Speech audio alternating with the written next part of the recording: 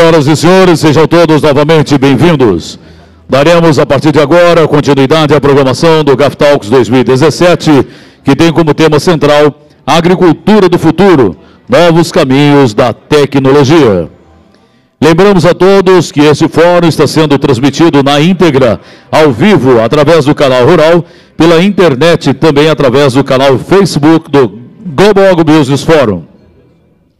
Estimamos que cerca de 36 mil participantes estão acompanhando de forma remota e se somam às autoridades e lideranças presentes neste evento. Daremos início agora ao nosso quinto painel, que tem como tema Inteligência Artificial aplicada à agricultura. E para proferir esta apresentação, convidamos ao palco o Dr. Ulisses Melo, diretor da IBM Research. Informamos que esse painel terá duração de 30 minutos e, ao final da apresentação, perguntas com identificação poderão ser enviadas pelos presentes por escrito através das recepcionistas ou então oralmente utilizando os microfones disponíveis. Ainda quem acompanha pela internet podem fazer os questionamentos pelo Facebook do Global Agrobusiness Forum. Senhoras e senhores, com a palavra, Dr. Ulisses Melo. Apresentar no próximo painel, junto com o Franklin da Microsoft. Boa tarde. É um prazer estar aqui e atender o convite do Guilherme para fazer essa intervenção sobre computação ou inteligência artificial aplicada à agricultura. Como vocês já devem saber, hoje existe já uma grande discussão sobre robotização, automação e aplicação de inteligência artificial em vários campos, em várias indústrias. Qual a razão principal de inteligência artificial e computação cognitiva está voltando à tona e também uma companhia como a IBM está fazendo um investimento massivo nessa área? A explicação é bem simples, está havendo uma confluência de fatores que requerem esse tipo de tecnologia. Uma delas é a disponibilização da parte computacional, da potência computacional que antes não existia e hoje está disponível. Outro é realmente o avanço de tecnologias cognitivas, do tipo aprendizado de máquina, como extrair conhecimento, como armazenar conhecimento, técnicas do tipo knowledge graphs, ou gráficos de conhecimentos, ontologias, e por aí vai. Mas o que realmente está se tornando um fato é que a produção hoje de dados, ela é completamente quase que eu diria fora de controle comparado com o passado. Hoje na IBM nós estamos vendo que existe uma tendência de chegarmos em 2020 ao que nós chamamos de 1 zettabyte. Zettabyte. Alguém sabe o que um zettabyte significa? A maioria de vocês deve ter esses pendrives que são capazes de guardar gigabytes, né? Ou você tem um hard drive no seu computador que os mais potentes têm 1 terabyte, certo?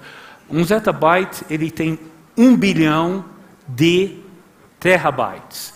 Então nós estamos falando de uma quantidade de informação que está quase que se tornando humanamente impossível um ser humano digerir essas informações sem um auxílio cibernético.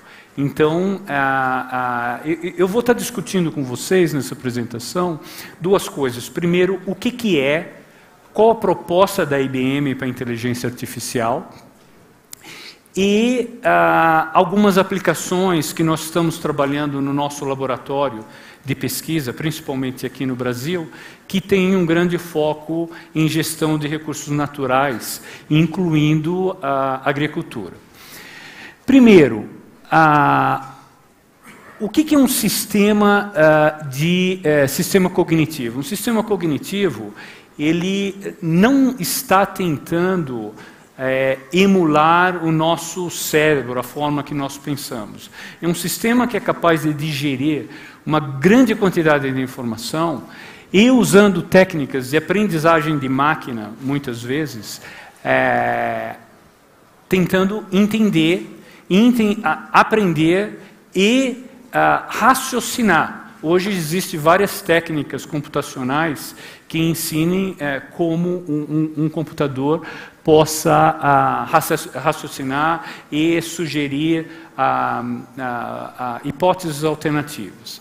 Então, por exemplo, para quem já viu o Watson, por exemplo, em ação nesses jogos de Jeopardy, por exemplo, nos Estados Unidos, que foi um grande desafio que a IBM fez com grandes jogadores daquele programa que é muito popular nos Estados Unidos, que é um programa de perguntas e respostas de domínio aberto, pode se perguntar sobre qualquer assunto, mas em linguagem natural. Então, o computador, você está falando como eu estou falando, aqui o computador está entendendo a linguagem natural. Eu não tenho que programar ele numa linguagem computacional com C, C++, Java, nada disso. Ele está ouvindo, ele está compreendendo o que eu quero dizer, que assunto, e é capaz de raciocinar naquele domínio de conhecimento, certo? As primeiras aplicações que nós temos feito em indústria têm sido na área de saúde. Por que a área de saúde? A área de saúde, para vocês terem ideia, hoje, vocês sabem quantos artigos são publicados na área média por dia? Em média, 8.000 artigos. Se você for um médico que tem uma carga de trabalho, mesmo que você se esforce muito em ler 2 artigos por dia, que provavelmente vai demorar 1 hora cada um, o máximo que você vai conseguir, talvez, ler durante o ano é 600, 700 artigos. Então, existe uma inabilidade de absorver esse conhecimento que está sendo gerado. Isso tem um custo tremendo. Imagine, um médico, nós temos até um filme que foi mostrado na CBC, numa televisão dos Estados Unidos, que tem um conjunto de médicos tomando uma decisão de qual o melhor tratamento de câncer para uma pessoa que não respondeu bem aos tratamentos anteriores, e eles têm que tomar aquela decisão naquele momento. E provavelmente usando conhecimento que é de 6 meses atrás, ou limitado aos artigos e reportes que eles conseguiram ler. Então isso tem um custo, é o preço de não saber, de não estar atualizado. Então a nossa proposta da computação cognitiva é de se criar uma simbiose entre um computador e o ser humano, para que ele aumente a tua habilidade cognitiva. Então, se você não consegue ler 8.000 artigos de hoje para amanhã, ele consegue ler em 1 minuto, na verdade, 4.000 artigos. E, ao invés de você ter aquela interface com aqueles artigos, aqueles conhecimentos que seria através da leitura, você vai ter uma interface mais simples, de perguntar para o computador: desses artigos que você leu, existe algum que fale sobre um tratamento de câncer? Que fale, no caso de agricultura, sobre como essa praga foi eliminada na África, por exemplo. Existe uma democratização e acesso à informação.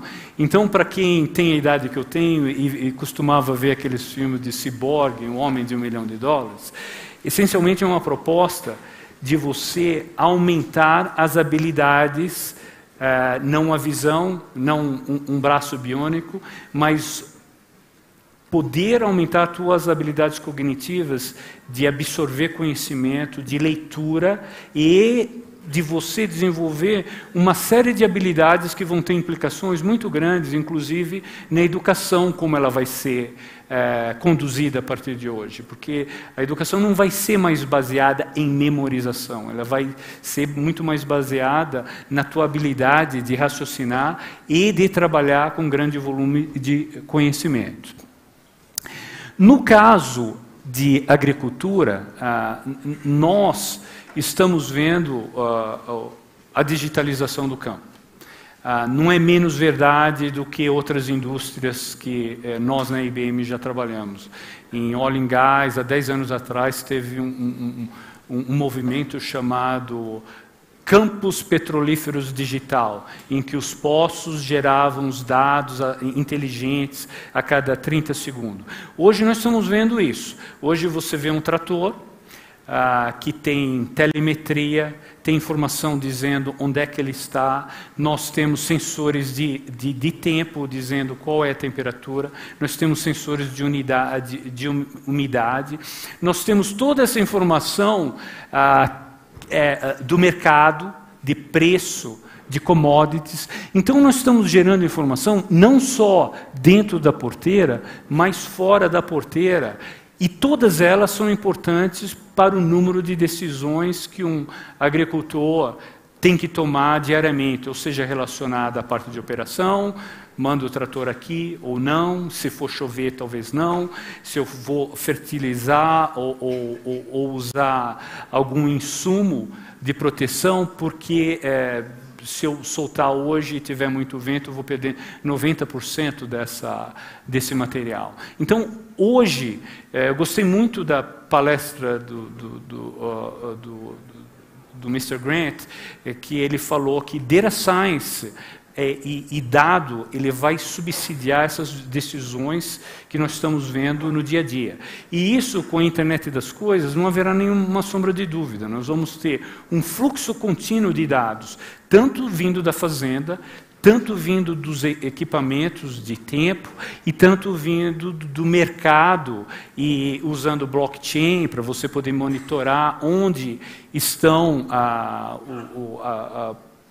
carne, por exemplo, grãos, e que você permita você fazer uma traceabilidade e ter visibilidade da tua cadeia de suprimentos.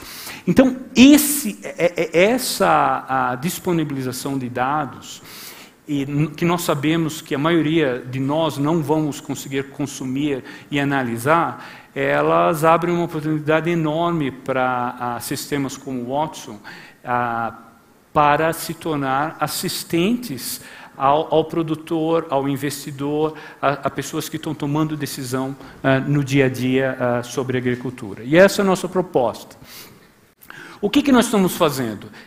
Eu dirijo um laboratório de pesquisa aqui no Brasil, e nós estamos incubando uma plataforma para agronegócios. Essa plataforma não vai ser uma plataforma para o ecossistema, não vai ser uma plataforma da IBM, é uma plataforma que vai permitir nós termos uma cloud. Nessa cloud nós teremos dados de várias fontes, existe uma quantidade de conhecimento, desde essa que eu disse de tempo. Nós mesmos temos hoje uma companhia chamada de Weather Company, que provém informação num grid de 500 metros, em qualquer lugar da América Latina e do mundo, que nós fazemos previsão de 2,2 bilhões de previsões de tempo por dia, em alta resolução, a cada 15 minutos. Nós vamos ter também dados de conhecimento. Quem quiser colocar dado e com modelo de ganha-ganha e poder acessar esses dados de uma forma que nós acreditamos que o sistema, uma plataforma dessa, possa ajudar a defragmentar o mercado, e que hoje a gente tem informação distribuída em vários órgãos, com formatos diferentes, como ajudar a unificar essa informação. E com um sistema baseado no Watson, nós vamos colocar serviços cognitivos que vão olhar essas informações, seja de texto, seja imagem, seja vídeo, para prover serviços de interpretação que permita se criar, por exemplo, aplicações desde no campo até outras partes da cadeia do valor. Então, nós vamos estar trabalhando, e já estamos trabalhando com algumas companhias aqui no Brasil, para poder montar esse ecossistema integrador de dados de agricultura e de agronegócio. O que é possível com uma plataforma dessa? Eu vou dar alguns exemplos aqui que a gente já está experimentando para vocês terem uma ideia. Por exemplo, Maurício Lopes estava aqui, ele mostrou, a Embrapa tem 40 anos de dados e de informação, de relatórios, que a maioria de nós não vamos conseguir ler todas aquelas informações. Mas os dados estão lá. O sistema hoje permite ele ler livros, artigos, e começar a retirar informações, inclusive processar o que é texto, o que é imagem, se essa imagem está reportando, por exemplo, alguma coisa sobre praga, que tipo de praga, se tem uma outra artigo explicando qual a melhor prática de curar essa praga. Todas essas informações podem ser ingeridas pelo sistema, como eu mostrei em saúde, e pode ser disponibilizada de uma forma muito mais natural. Por exemplo, nós temos uma demonstração, eu sou pesquisa, então o que eu estou mostrando para vocês ainda não é produto, são tecnologias que estão sendo desenvolvidas no laboratório.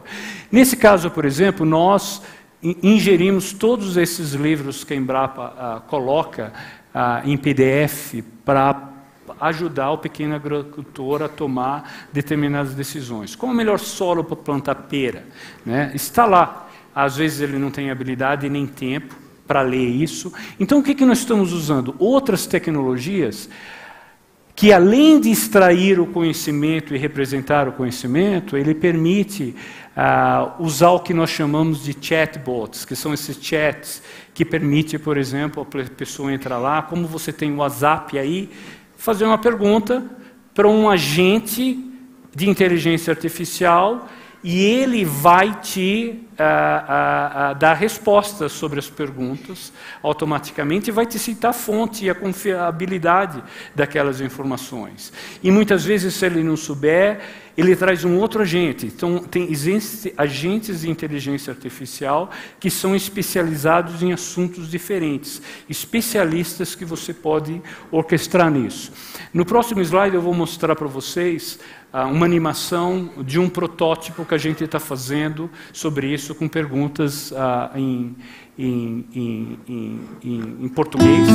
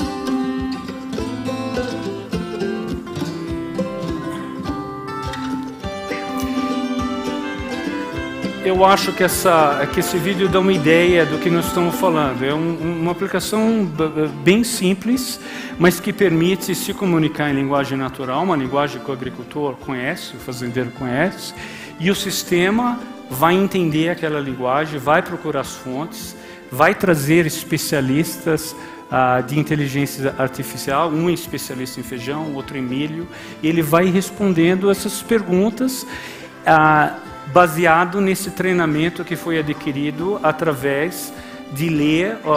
Nesse caso, vocês podem ver muitas das documentações disponibilizadas pela própria Embrapa. Então, nós estamos ajudando a acelerar a disseminação do conhecimento que a Embrapa. E, no final, até sugere quais são, que leitura ele deve fazer para saber mais, com o link ali. Então, a outra área que nós estamos vendo na parte de inteligência artificial, que nos meus 20 minutos aqui eu não tenho tempo para cobrir todas as possibilidades, é essa parte de compreensão visual. 60% do nosso cérebro na verdade, treinado, e o nosso córtex é usado para a parte de interpretação visual. Então, o ser humano é muito bom disso. Você olha, você entende, e uma das grandes dificuldades hoje é exatamente essa: como processar esse enorme a quantidade de informação visual que está sendo gerada. Por exemplo, nós temos imagem de satélite, nós temos foto de celular, e muito disso, por causa disso, acaba sendo extremamente manual. Você quer saber quantas frutas de cacau você tem naquela árvore ali, você tem normalmente uma pessoa no campo contando. Ou você quer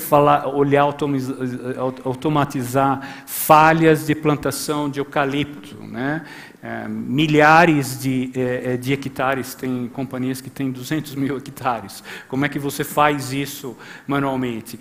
Então, uma das outras áreas que nós estamos investigando é realmente ensinar o Watson a ver e interpretar a imagem, aprender, usar técnicas de aprendizagem que a gente chama de deep learning, para treinar, e ele falar assim: aquilo é uma planta de cacau, em amarelo eu estou vendo os frutos, e tem 7 ali, 2 maduros, 5 não maduros, e permitir esse tipo de processamento de imagem virtual.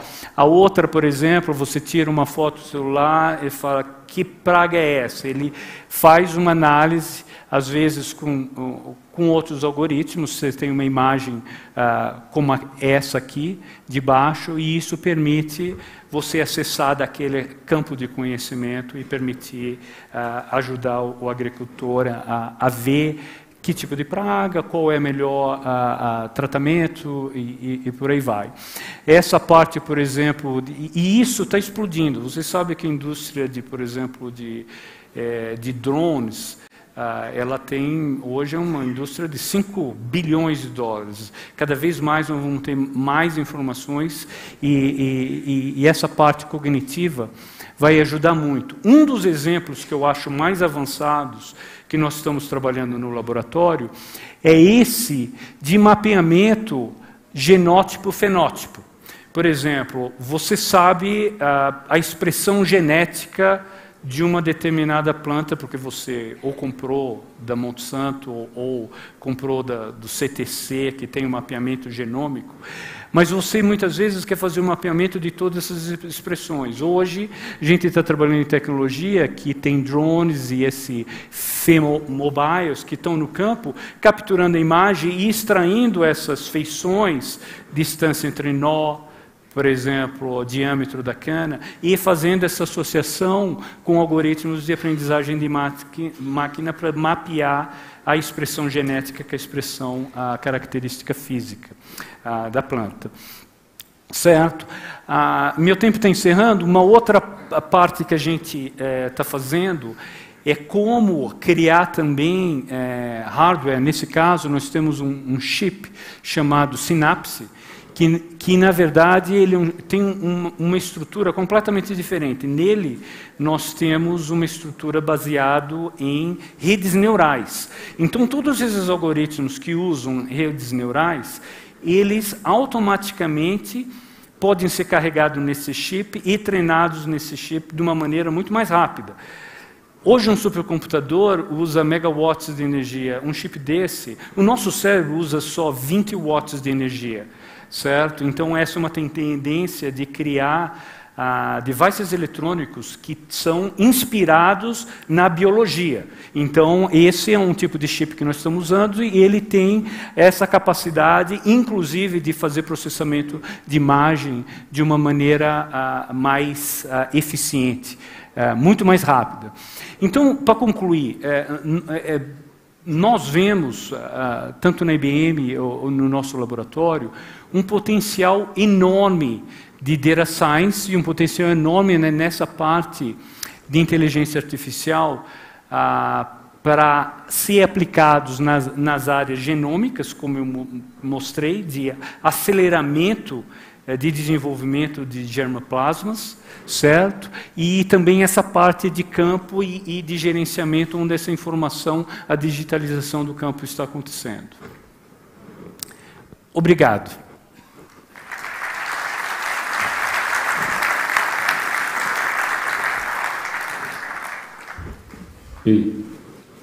Dr. Ulisses Belo, e convidamos agora para moderar as discussões desse painel, o senhor Ibiapaba Neto, presidente da Citrus BR, entidade que também é realizadora do Global Agrobusiness Forum.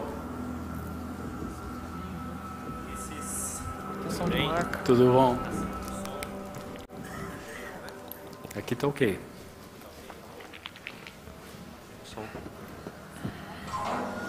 Alô, alô, alô, alô.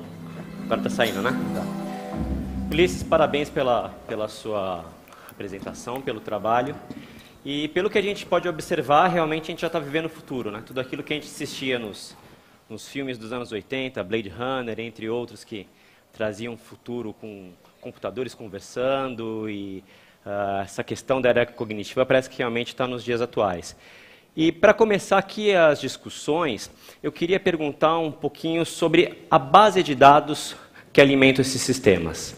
Quando a gente fala de agricultura no Brasil, a gente está falando também de uma base de dados muito diversas, com fontes muito diversas e que muitas vezes elas têm informações que não são compatíveis. Por escala, por terem sido feitas com metodologias diferentes, períodos diferentes e que é realmente muito difícil você cruzar essas informações. E às vezes as tentativas de cruzar essas informações podem acabar levando a erros de tomada de decisão, justamente por conta dessa falta de padronização nas informações. Então eu queria que você falasse para a gente um pouco como que esses sistemas de inteligência artificial podem ajudar, se podem ajudar essa mitigação de interpretação de diferentes fontes de informação. Elas podem e devem, porque esses sistemas são criados para ajudar a tomada de decisão e prover informação com o entendimento da confiabilidade dessas informações. Então, existem duas formas de fazer isso na prática. Uma delas é durante o próprio treinamento. Esses sistemas eles não nascem sabendo. Eles ingerem informação, mas eles são supervisionados. Então, um conjunto de especialistas, os melhores, vão ajudar a treinar e curar e mostrar o que é certo e o que é errado. É como uma criança que você está educando o sistema. Fala, isso aqui é dado bom, isso aqui é dado ruim. E quando você mostra o certo e o errado, ele é treinado com os dois, você ingere os dois, e é bom ter os dois para ele poder ter esse discernimento durante esse treinamento. A outra parte é como codificar o conhecimento que nós chamamos de ground truth, coisas que nós sabemos, humanos, você aprende esse conhecimento na escola e ele é codificado. Com esse entendimento, você consegue fazer discernimentos do que é correto, o que é incorreto, porque senão você pode ensinar, inclusive, o sistema a ter um comportamento inadequado. Então, essas duas partes, de representar e extrair conhecimento que já é conhecido, com um treinamento supervisionado, eles fazem com que isso seja endereçado. E isso é uma coisa contínua. Você vai estar sempre meio que dialogando com o sistema. Ali, nesse exemplo que nós demos, o agricultor pode falar, não, mas aqui essa informação eu tenho outras fontes que me dizem que é diferente. E com isso você pode ir dando um feedback para o sistema, ele vai aprendendo e com isso ele vai sendo melhor treinado. E a ideia é dar essa ideia de confiabilidade de fontes. As pessoas, os experts falam, isso aqui é um dos melhores autores dessa melhor universidade, a confiabilidade é maior do que de um blog que nós não conhecemos o autor e que não tem publicações científicas e por aí vai. Então, isso é possível de ser classificado dentro de um sistema de cognitivo como esse. Eu queria puxar essa discussão um pouco, agora saindo dos especialistas, das pessoas que usam uma ferramenta dessa para uma tomada de decisão, seja numa fazenda, seja num consultório médico, e trazer para a vida do cidadão comum. O próprio Maurício Lopes, hoje cedo, comentou que a gente está vivendo a era da pós-verdade, né? Ou da pré-mentira, porque hoje em dia é muito difícil você saber o que é verdade e o que não é, o que é publicado em sites, blogs, até mesmo em jornais. Um exemplo, a Folha de São Paulo agora tem uma coluna, que é chamada Lupa, que eles fazem uma checagem do que se o entrevistado falou é verdade ou não, para o ponto que a gente chegou da manipulação das informações. Como que isso pode ajudar, por exemplo, uma cadeia que nem o agronegócio, que sofre com os mais diversos mitos possíveis e imagináveis, sobre tipos de alimentos, sobre saudabilidade de alimentos, como por exemplo, a gente teve agora o caso da carne. Como que a gente pode usar esses sistemas para levar uma informação mais bem qualificada para o público em geral? Esse é um excelente ponto, né? Quem acompanhou as eleições dos Estados Unidos nessa última, existia uma campanha proposital de desinformação como uma estratégia. E isso infelizmente, é cada vez mais usado. Mas, de novo, com um sistema que te permita treinar, ingerir informações, tracear fontes, ele pode te ajudar a realmente fazer isso que a Folha está fazendo, que é o fact-checking, né? Vamos checar esses fatos se são reais e não reais, baseado no conhecimento prévio que nós temos e na qualidade das fontes. Mas existem coisas que eu diria que a gente tem uma outra tecnologia que chama debater, né? Que não existe uma verdade, né? Por exemplo, um caso mais clássico é videogame. Você falar que videogames violentos podem induzir a crianças a se tornarem mais violentas. Então, a gente tem essa tecnologia que chama debater, né? Ele é como um debate. Existe argumentos a favor e argumentos contra. Os dois estão na literatura e existe muito isso hoje relacionado à mudança climática. Existem cientistas que defendem uma posição ou outra, a maioria defende uma do que outra, mas existem essas duas coisas. Então o sistema também está preparado para te dar essas duas visões, né? Ele vai falar, enquanto estatisticamente jogos violentos têm estado na sociedade por mais de 10 anos, e estatisticamente nunca se viu um aumento dramático de violência associado a essas crianças. Então ele vai te mostrar os dois lados, você está entendendo da questão, e eu acho esse uma característica importante para auxiliar as pessoas a serem melhores educadas sobre a fonte de informação. Muito bom, eu imagino que deve ter o pessoal querendo saber se as máquinas vão dominar os homens, né? Mas vamos abrir aqui para pergunta. Alguém tem pergunta para o Ulisses? Perguntas? Ali no meio. Só um segundinho, o microfone chegando.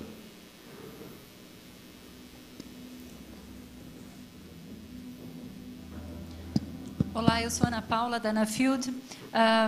Um exemplo na medicina, será que nós teremos algum aplicativo em que a pessoa leiga vai colocar os sintomas e ter uma indicação de que doença ela pode estar?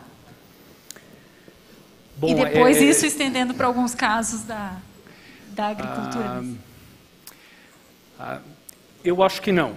Eu vou te explicar, porque essa envolve uma área que é regulada, né? Por exemplo, eu não acho que o computador ele vai poder dar o diagnóstico para uma pessoa. Estão se colocando alguns computadores para fazer testes conhecidos, para ver se eles passariam naqueles testes. Mas eu acho que aí entra exatamente naquela parte da pergunta de qual vai ser a função desses sistemas. Eu acredito que esses sistemas eles vão ser sistemas que vão trabalhar conjuntamente com o especialista, com o médico, para auxiliar e melhorar a qualidade e o acesso à informação, para ele não pagar o preço de errar por não saber aquela informação. Então, numa área como essa, que existe um risco muito grande, existe uma legislação, eu não acredito que o computador jamais vai tomar vai ser colocado nessa posição.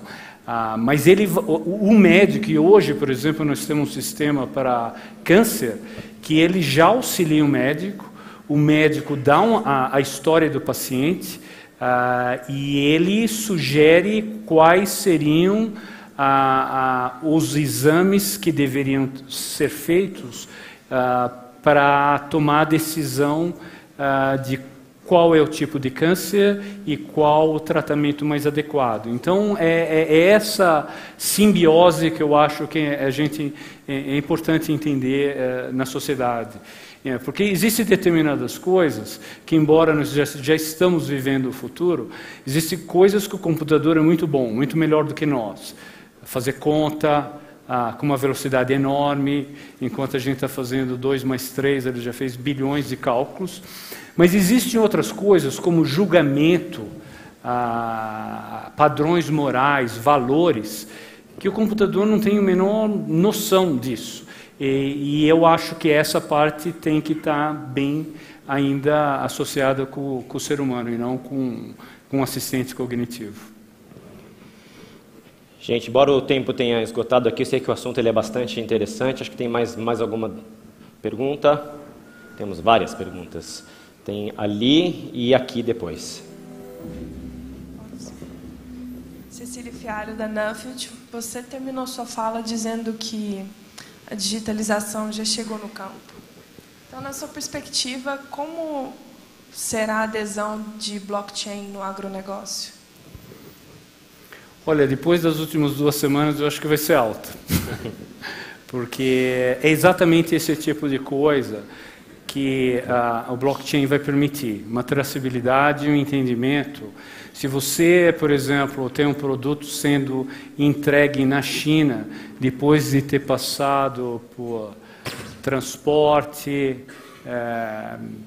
inspeções, você faz a pergunta, esse produto veio de que fazenda? Ela passou por que frigorífico? Qual a origem disso?